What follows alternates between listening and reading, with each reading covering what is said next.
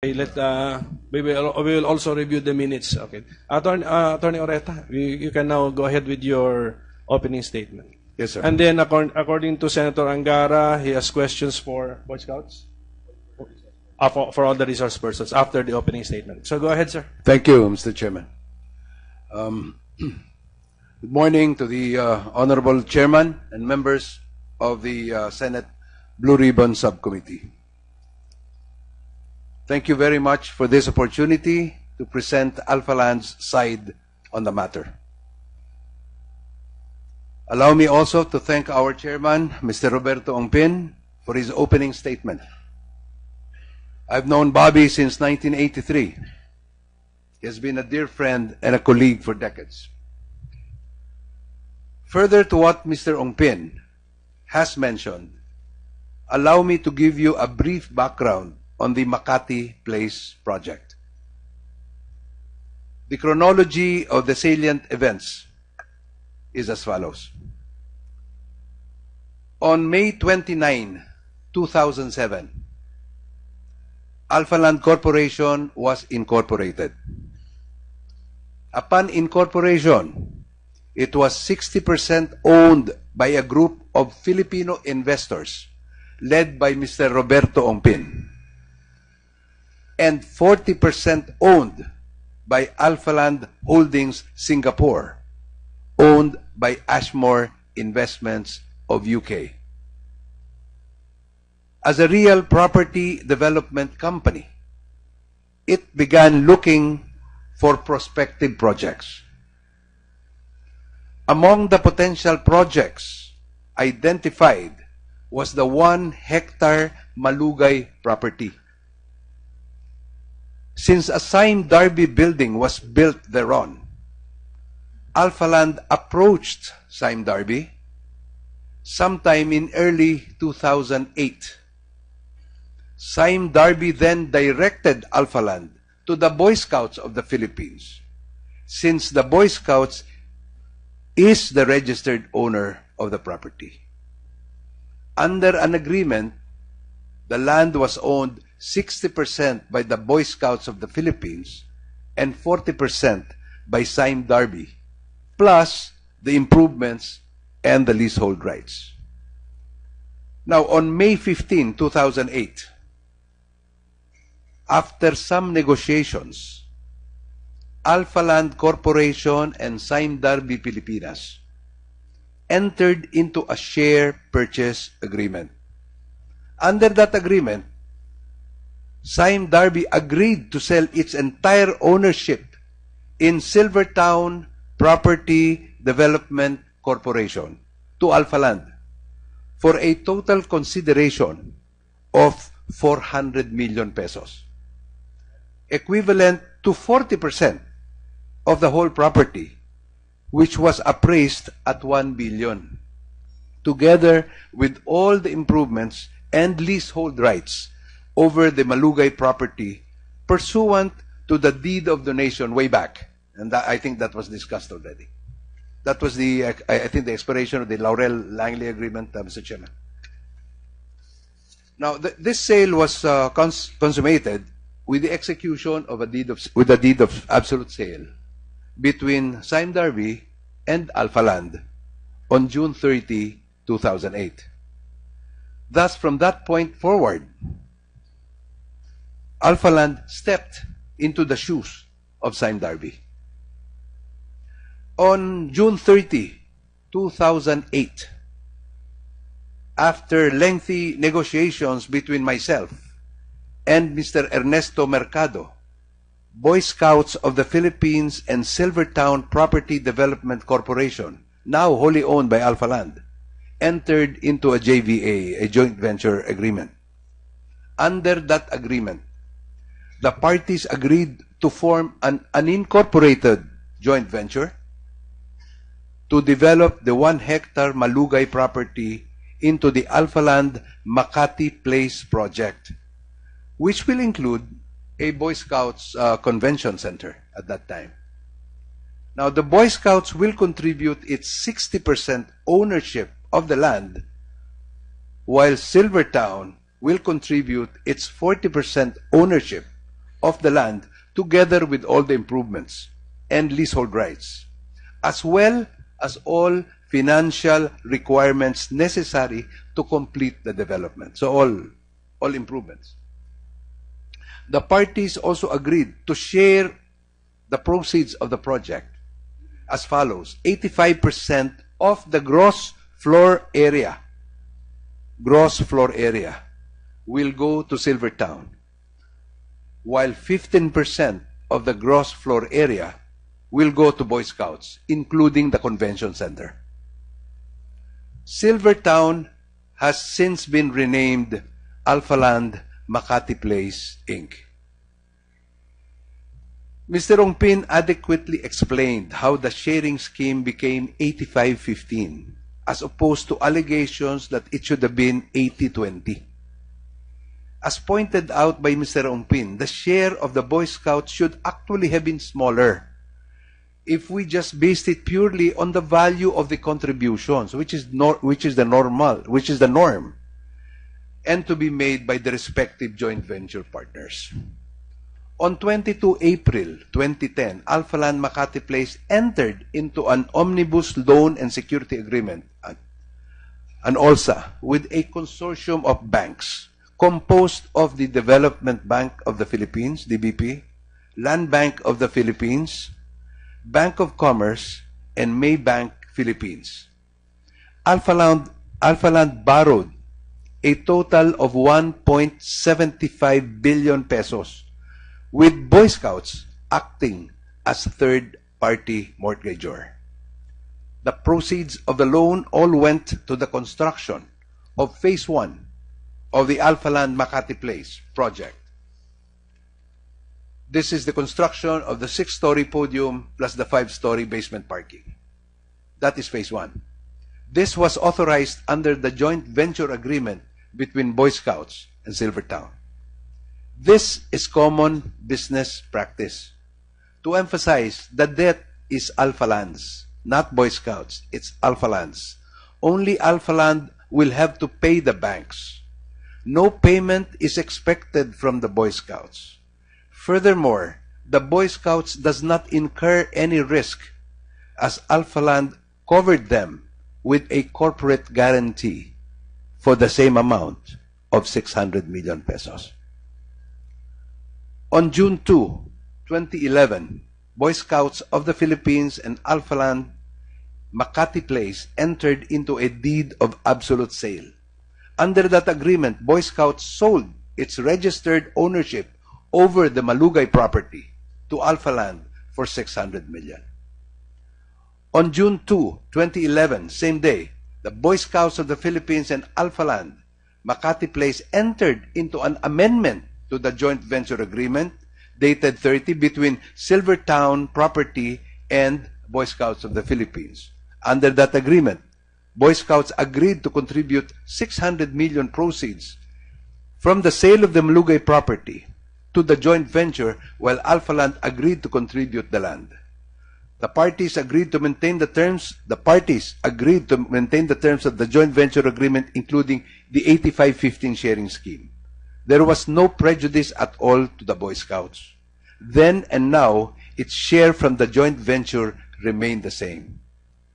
Contrary to the insinuation of Mr. Mercado, this is the proper order of the transaction. Deed of sale first, then amendment of the JVA. There was no mistake in the order of notarization. On July 10, 2012, Alphaland Makati Place executed a master deed with declaration of restrictions. This master deed is in connection with the condominiumization of the Alphaland Makati Place. The master deed has been annotated on the title of the 1-hectare Malugay property. On November 8, 2012, the City of Makati enacted an ordinance approving the increase of the floor area ratio from 8 to 12. The Malugay property was then currently zoned as Central Business District. This means the property's authorized floor area at that time was 8.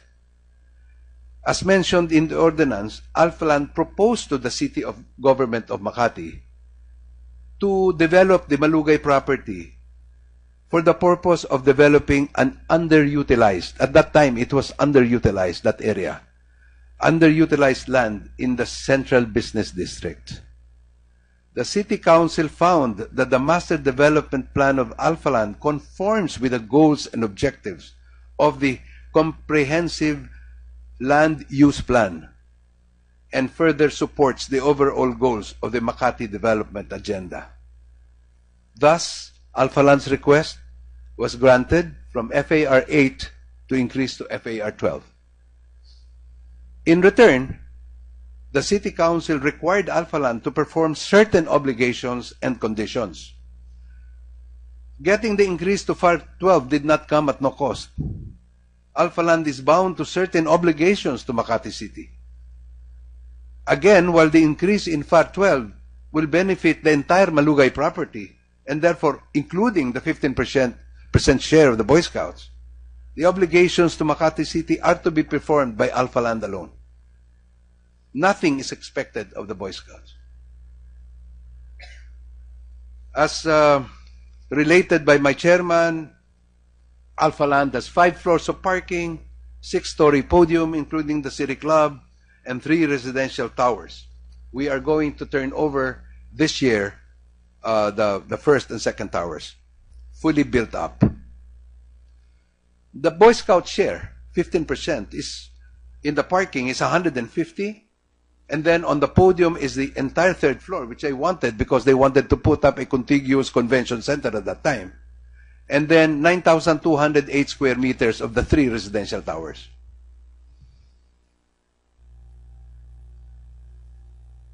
As explained earlier, the 15% share of the Boy Scouts is now worth more than 3 billion from the original investment of 600 million. It is totally incorrect for Mr. Mercado to claim that the Boy Scouts should have been given 600 million cash and still have a 15% share in the project. It is either or. The Boy Scouts chose to have its 15%, which is now worth 3 billion. As a corollary to this, Alphaland would have been happy to just give the Boy Scouts 600 million in cash. We wanted to buy the property. But they wanted to share in the upside by saying, JV na lang, para kasama kami sa kita. And the Boy Scouts has no downside, as Alphaland guaranteed that it will get at least 600 million pesos.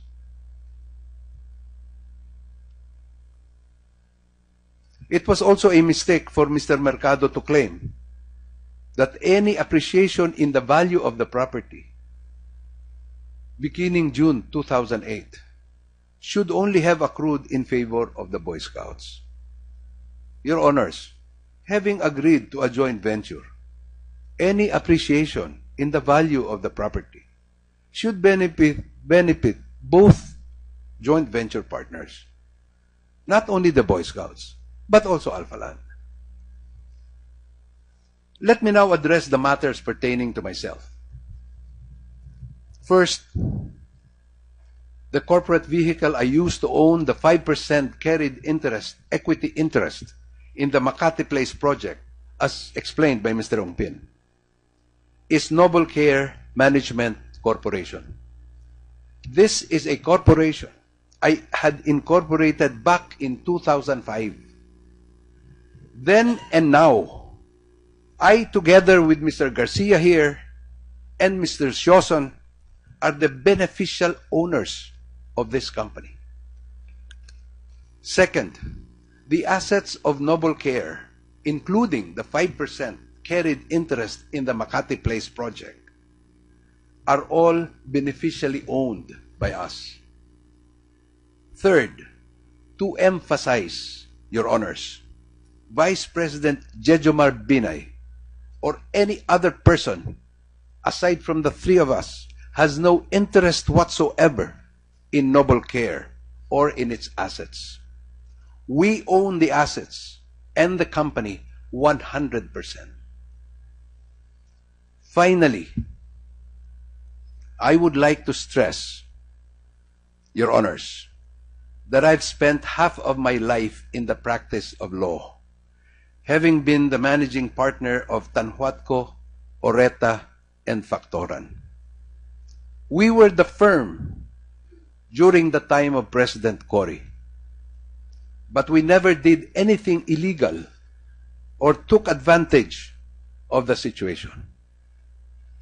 I dedicated the second half of my life to property development. Bobby Ongpin and I have developed Cailabne Bay in Cavite, Tagaytay Highlands, and now Balisin Island City Club and residences at Makati Place under Alpha Land. We are businessmen. I have kept all my transactions legal and above board. I believe that I have established a good name in the social and business communities, Your Honors, and I will not do anything to tarnish that image. I intend to leave an unsullied name to my children and to my grandchildren.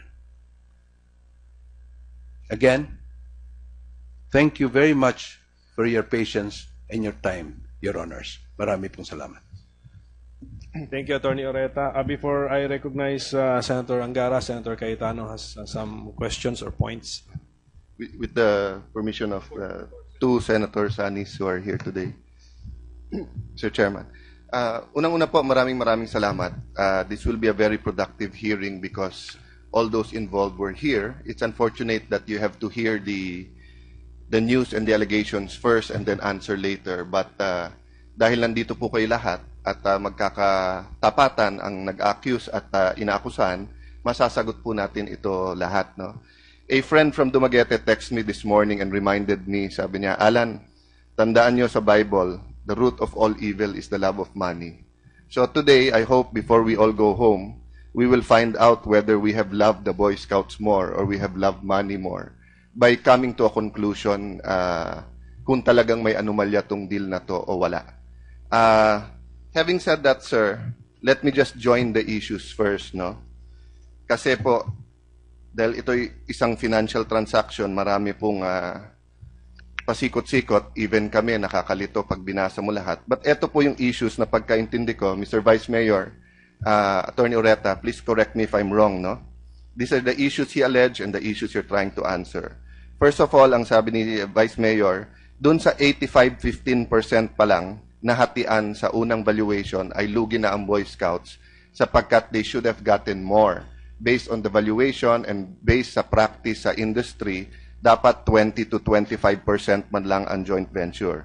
Number two, nung tumaas yung value dahil from industrial naging commercial, although tumaas yung worth ng 15%, still, dahil mas mataas na yung presyo ng lupa, they should have gotten more in terms of percentage and not more in terms of yung kita ng 15%.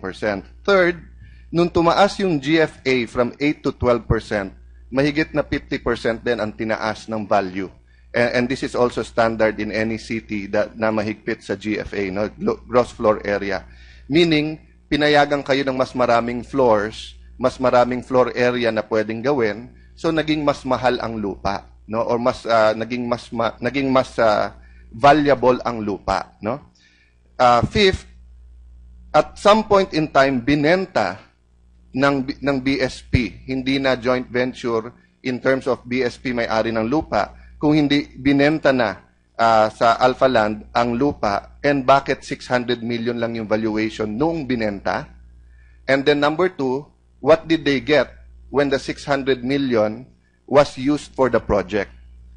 And then the last issue, then what has the Boy Scout of the Philippines gotten now since this deal started in 2008? So that means in 7 years, marami sa mga scouts natin ay nag-high school, nag-college na, graduate na, anong nakuha nila.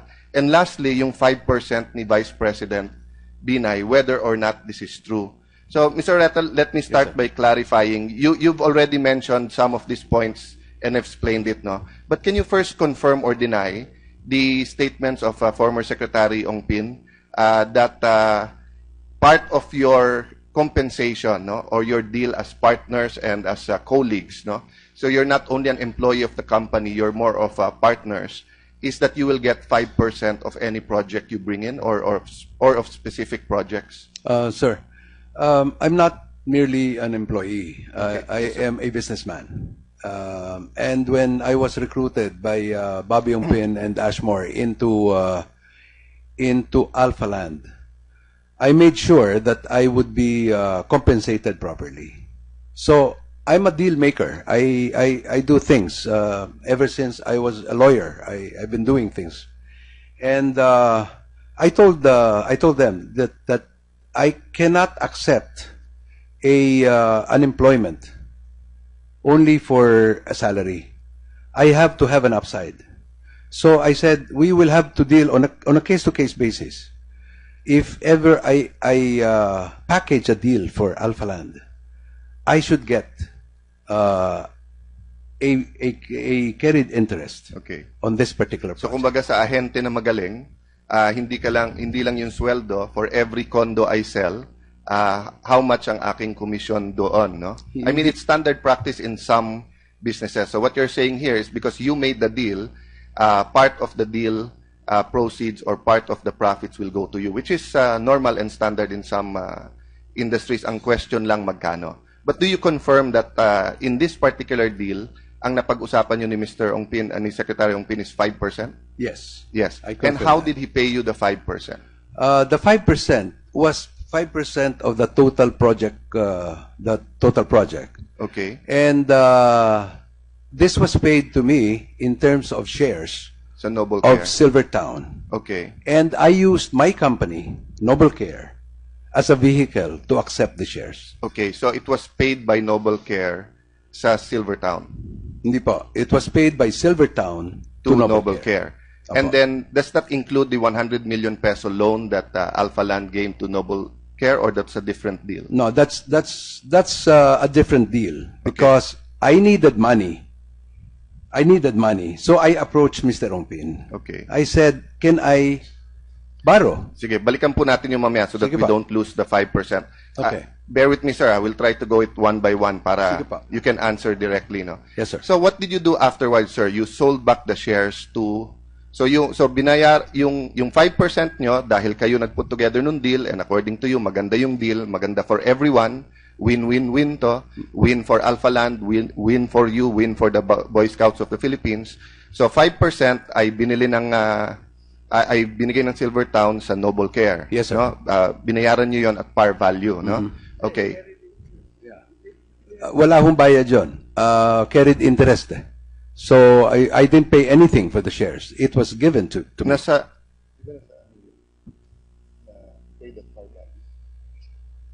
isn't it in your statement, Yes, sir. financial statements that you paid for it at par value? 20,000 pesos? Yes. Yes. So you paid for it Maybe. at par value. Okay. And then what did you do with it afterwards? I held on to it, and then I talked to. After that, I think I am. This happened a long time ago. Yes, sir, Your but Honor. that's precisely why we have the hearing. so. Yeah. So then I talked to Mr. Ongpin, and I said, partner, baka naman pwede nating iakyat sa mother company. I would prefer, because my shares was only in Makati Place Inc. So my shareholdings was only in that project. But I was president of the whole company. Yes. And we had other projects that we were doing. We were doing 4 projects at that time. Sabi ko sa kanya, baka naman po pwede. Since naman matagal na tayo magkasama, if I can elevate my shares from Makati Place to Alpha Land Corporation, to the mother company, para naman makasama ako sa lahat ng projects ng Alpha Land. Okay. Because I work for it. But in your financial statement, sir, what you put was that nagkaroon ng buyback ang Alpha Land ng ADI buys the 5.88% ownership of Alpha Land Makati Silvertown from Noble Care. Tama po? For a total I'm not for a familiar total with- of 88 million pesos. Well, if it says in the financial statement, then it must be true. Well, sir, we expected that you'll come here prepared because klarong-klaro na yun ang sinasabi na yan ang kickback ni Vice President. So that's the crux, yan talaga yung issue, no? Okay. So, do you and Secretary Ongpin now realize that you're admitting to tax evasion and tax fraud? No, sir. Well, ang sabi niyo po kasi, yan po ay commission ninyo or part ng sweldo ninyo. Pero you did not pay income tax on it eh. Nagbayad po ako ng income tax. Meron po ako. You paid 200 million income tax on the... No, I did not. I have a tax clearance on this. How much did you pay for the shares ng... I hope the BIR is listening and I will invite them next time. BIR is here, Atty Six Tudino. You're from the BIR? Atty Six Tudino, if shares are sold at par value but they are listed at a much higher value in the stock exchange at that day, saan po natin i-value yung tax niya? Sa bentahan o dun sa shares sa stock exchange? I'll give you, kung binenta ko shares ko kay Mr. Pimentel at 10 pesos, pero sa stock exchange it's 50 pesos, where we value the tax? Hindi ba sa 50 pesos? Yes, sir. Dahil yun ang mas mataas to avoid tax fraud, di ba? The higher setting. Oh, magkano ang binayad niyo, Mr. Oreta? Ang binayad po na the shares were valued at 189 million.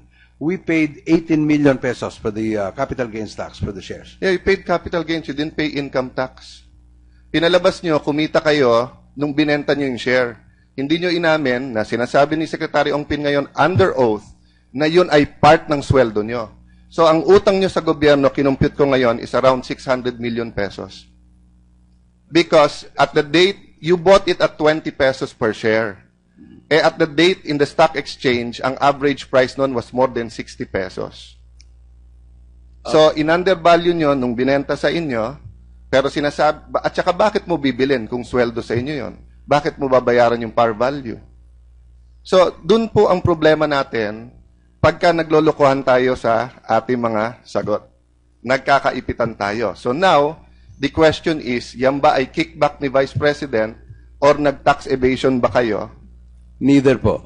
Well, hindi po ako if you are paid compensation, sir, you have to pay 30% income tax. And I paid the taxes for it. You paid capital gain, sir. You did not pay income tax. How can I pay income tax? There was no income because it was not sold in the... Noble Care, sir, did not perform any service for Alpha Land.